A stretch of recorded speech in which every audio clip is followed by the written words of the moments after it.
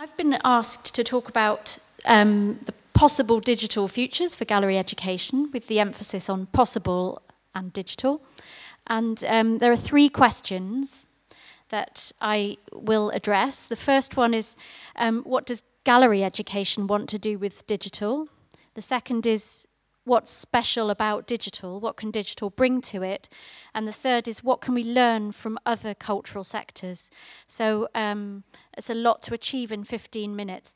It just so happens that Mike Ellis was going to speak this afternoon, and I have been told I have to still stick to my 15 minutes, but I'm going to take a tiny bit of license if I slightly overrun. Is that okay? Will you let me finish? You've got signs, okay. So before I get into those three questions, I have a little preamble about the future. I've talked quite a bit at other conferences about the future, and I've talked about different models of predicting the future. There are three key ways. One is normative, where we have this idea of a desired future built on our ideals.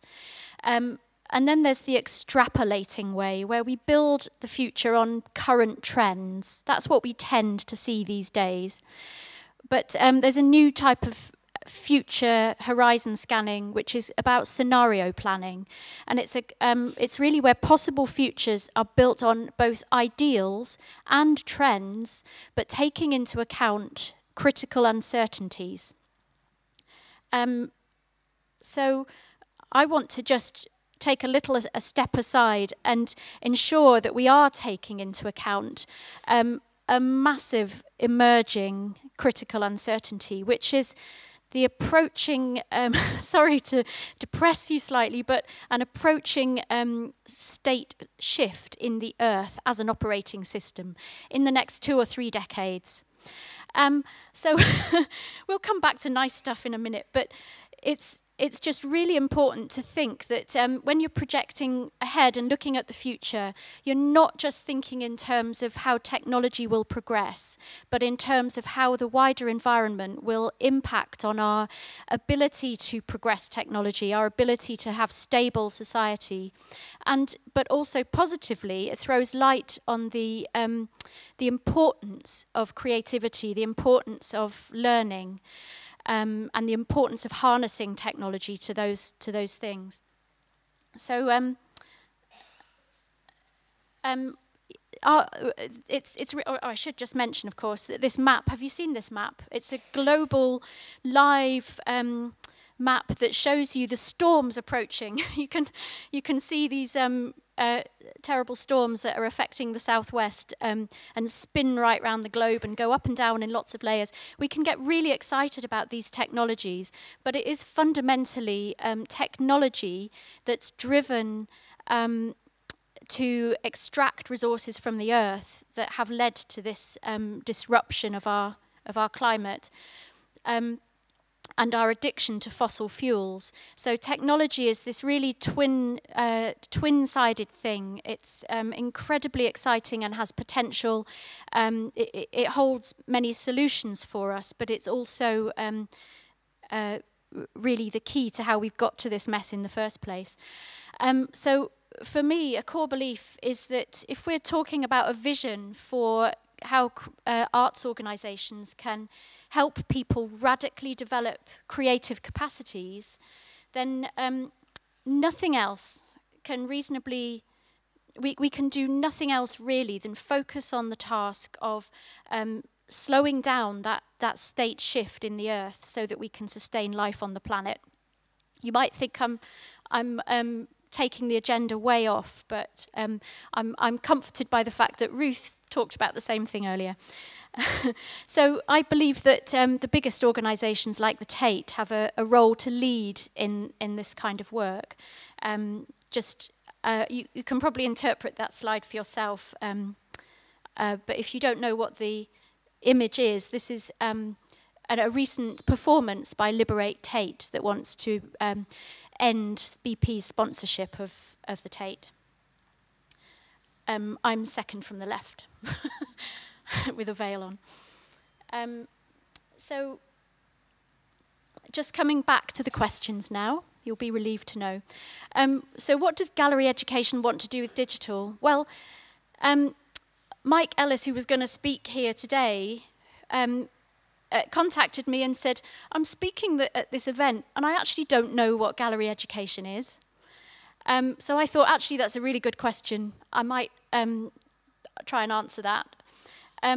I think it is a very variable and fairly granular kind of sector. It's not an easily defined sector. I was going to do a Venn diagram, but Microsoft Smart Art doesn't do Venn diagrams, weirdly. So actually, these are really much more overlapping than that. So really, gallery education is a kind of combination or an expression of education in art museums, arts education in education settings, and then visual art practice, which is increasingly public, engaged, participatory, and increasingly cross-arts. But I think gallery education really fundamentally is about visual practice. And in some ways, visual art is different from, we do have a lot in common with the Royal Opera House, but it is distinctive, perhaps because contemporary visual art doesn't really tell its own, it doesn't tell stories so much as generate many, many possible interpretations and stories.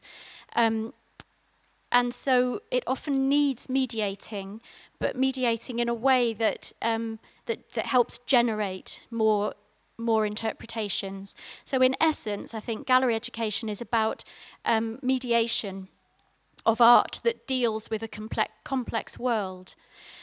And I think what's interesting is that increasingly that's what digital is doing. Digital is mediating a complex world and adding more layers onto it that help us feel more comfortable. So it raises questions really about what gallery education does. But compared to maybe other sectors like museum education or science education or other arts, gallery education can be more contemporary, so that therefore it can be more political, more critical. It can be more about personal interpretations more than about knowledge. It can be more artist-led, so more about practices, more about process and about skills, more than histories. And I think a key starting point is space for art. It's about engaging with spaces for art. I don't mean just physical spaces. And so the aims of gallery education as a sector, as represented by Engage, I think are quite helpful. They're to promote visual literacy, to unlock creativity, and then to bring cultural empowerment. So I'd like to us to think about those distinctive features of gallery education and really what, as a sector, if we are a sector, what we want to achieve together and what digital can help with that. So let me just pause a little bit, check where I am.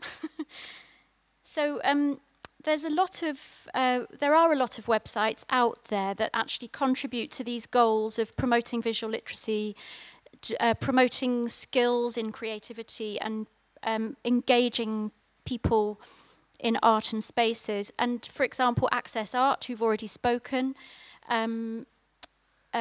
Creative and Cultural Skills Agency use the internet very well. And there's this example site, I was a bit involved in developing it, Recreative. Is that familiar? Does it look familiar? It's a collaborative, oh yes, I met you in relation to it, yes. Yeah, it's a collaboration of the Royal Academy, the South London Gallery, the Whitechapel, the Hayward, and the Tate, yes. And what's really great about it, distinctive about it, is that young people play a very strong role in it, and that there are lots of opportunities for active learning, for going out to visit exhibitions and doing briefs, creative briefs that relate to current programs. So it's very live, generating loads and loads of content. And I think it's a great example for this kind of advocacy and promotion of creative and visual literacy. But I do think a lot more can be done, given the context we're in, given the threats to creative learning from curriculum reform, from funding. So, how can digital step up to help us do more? So, what can digital bring to that? So, first of all, I'm just going to talk about some of its special qualities and how those can align with the goals of gallery education. So I think there are 4 distinctive features of digital. These 4 distinctive features are leading to a different world. So the first is that it's data-led. It really offers us a way to encode and generate data. It helps us make sense of the world. It's generative, so it builds upon itself. It's contextual, so it links information to help us build up a broader understanding, and it connects people, things, and ideas. And it's collaborative. It's fundamentally about people connecting together. So I think those are the distinctive features. And over time, because of those distinctive features, it's leading to more blur. Sorry about the joke. Within art, so there's more blur between objects, data, ideas.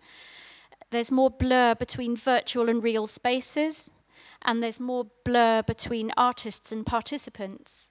And over time, that growing overlapping of definitions is also perhaps leading positively to individuals having more control over their environment, more control, more agency to be producers and makers, and more sense of control over their environment. Okay, 5 minutes left.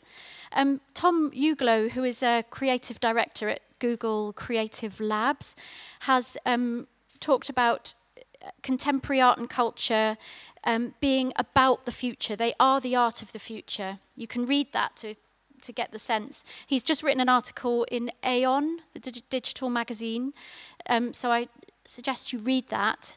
But what it made me think is really that digital is the contemporary art, is fundamentally the main contemporary art. And he has just set up an experiment with the Royal Shakespeare Company called Dream 40, which it's hang on, I have to read his description. It's a non-linear play leaked across multiple realities in real time, performed both physically and digitally to a global audience. And it's very exciting. What was interesting about it was that in his evaluation, he was really frustrated by people taking video with their phone cameras. He hated that. He felt it really got in the way. And he talked about how tablets and smartphones are really just very unnatural devices, but they're just leading us on into a new phase. We'll come to a more natural way of engaging with our world, but we're going through a very clunky phase. And it reminds me too of what Mike was going to say had he been here. His main gist was going to be that technology needs to get out of the way of our experience of culture. I think probably that's what he was thinking, that mobile devices are really quite problematic despite being ubiquitous.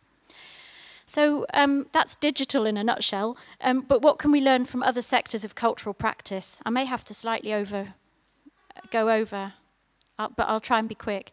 I couldn't easily, this would have been a massive challenge to go through lots of different sectors. So instead, I've just kind of thought that the contemporary cultural sector mentally about the digital, and we're seeing a blurring of media and broadcast and education and culture, of those definitions. We're seeing a much greater blurring of commercial and public in terms of their sources of funding. So it's fundamentally a digital culture with massive participation.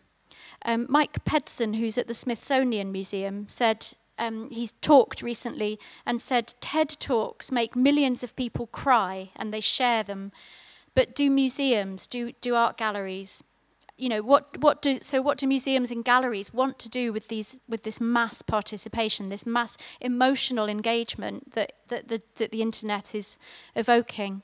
So I've just picked a few quick examples of other digital outputs that really engage people. I fucking love science is one. I didn't know I could say that in public, that word. And brain pickings, and these are successful because they're personally mediated. People like personal mediation of culture. They don't necessarily want an authoritative brand. Guardian Cities is interesting. Guardian is is going away from being a newspaper organisation, is becoming more like a museum of now, telling stories using data. For example, this is their new cities website, microsite, that pulls together all their content about cities. MOOCs, I could talk a lot about MOOCs. This is a collaboration with MoMA, a course all about art and inquiry. MOOCs are, I think, refreshing because they enable free and open exchange of knowledge, and it shows, I mean, the HE sector has spent millions on virtual learning environments and assessment, and it's really great to see stuff getting out there. They're not quite out there in terms of participation numbers, but they probably will. Wikimedia and the crowd, there's lots of exciting things going on with the Wikimedia Foundation, working with museums to get their content out there. You know, Wikimedia has mass numbers.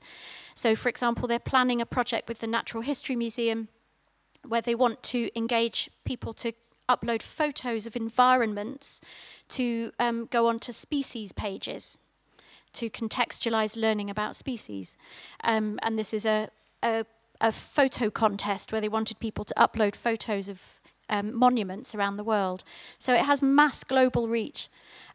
This is European, I'm sure you must have heard of this, Europeana. It's been going some time. It's all the countries in Europe aggregating their digital archive museum content so that it can then be fed into stories, for example, around the First World War. And because of this mass collaboration between cultural organisations, we now have big research projects like this MESH project, where many universities and agencies are collaborating to investigate smart objects in museums. And just one last little example, which I think is quite exciting because it shows the potential for digital art to also interpret art. This is it's called Senscapes in Grassi Museum in Leipzig. I have seen that I have 0 minutes left. Please bear with me. This is my penultimate slide. This is actually an installation that is all about art movements. It's all about Art Nouveau and Art Deco. So the art itself responds to those styles and those movements. It's a live piece. You have to go online and look at the video to know how it works.